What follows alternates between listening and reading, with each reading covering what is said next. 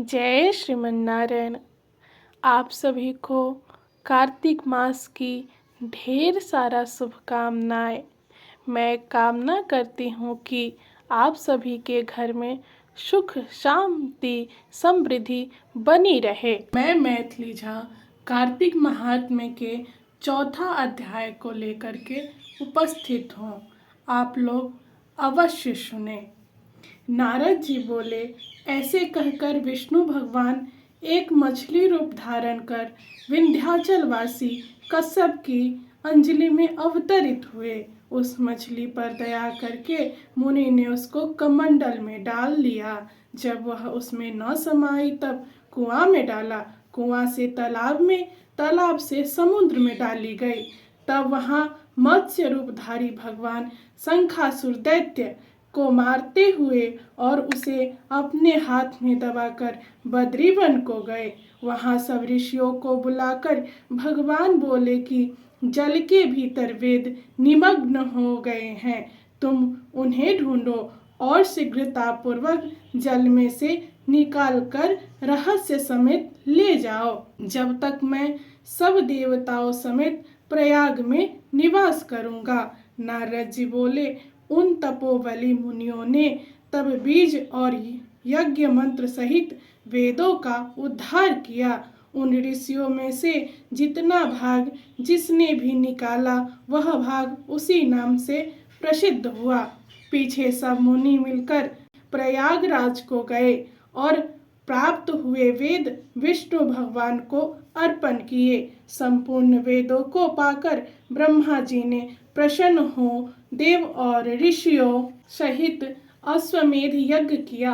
यज्ञ के अंत में देवता, गंधर्व, यक्ष, पन्नग, गुह्यक पृथ्वी पर दंडवत और प्रार्थना करके बोले, देवाधिदेव, यह समय हमारी प्रसन्नता का है।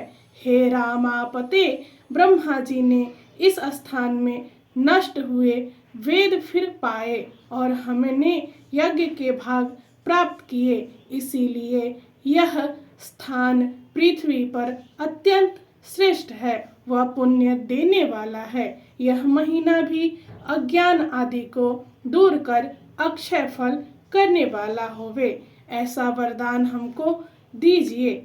श्री विष्णु भगवान बोले, हे देवताओं, जो बात तुमने कही है यही मुझको भी पसंद है, सो ऐसा ही होगा। यह ब्रह्म क्षेत्र नाम से सबको सुलभ होगा। सूर्यवंश राजा भागीरथ यह गंगा जी को लावेंगे और इस जगह पर सूर्य की पुत्री यमुना जी से संगम होगा। ब्रह्मादिक तुम सब देवता मेरे साथ निवास करो और यह तीर्थ तीर्थराज के नाम से प्रसिद्ध होगा। यहाँ किया हुआ दान, तप, व्रत, होम, पूजा आदि कर्म अनंत फलदायक और मेरे पास पहुँचने वाले होंगे। अन्य जन्मों के किए हुए पाप कर्म इस तीर्थ के दर्शन मात्र से ही नष्ट हो जाएंगे। जो मनुष्य देह धारण कर मेरे समीप प्राण परित्याग करेंगे वो मोक्ष को प्राप्त करेंगे। जो पुरुष अपने पितृईश्वरों का यह श्राद्ध करेंगे उनके पितृगण मेरे स्वरूप को धारण करेंगे। यह काल भी मनुष्य को पुण्य फल देने वाला होवेगा।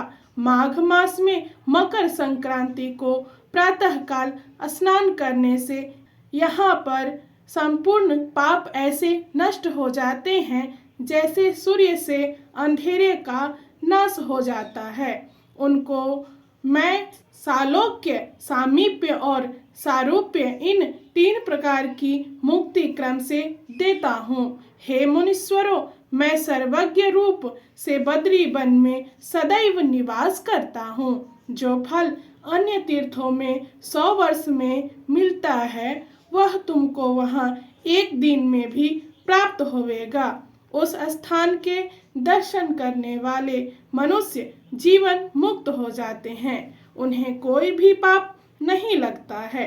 नारद जी बोले, हे प्रभु, देवता लोग ऐसा कहकर ब्रह्मा जी सहित वहीं अंतर ध्यान हो गए और इंद्रादिक देवता अपने अंशों से वहां से स्थित रहकर अंतर ध्यान हो गए। जो मनुष्य शुद्ध चित्त से इस पवित्र कथा को सुनते हैं उनको प्रयागराज और बद्री बन जाने का फल मिलता है। जय श्रीमन नारायण।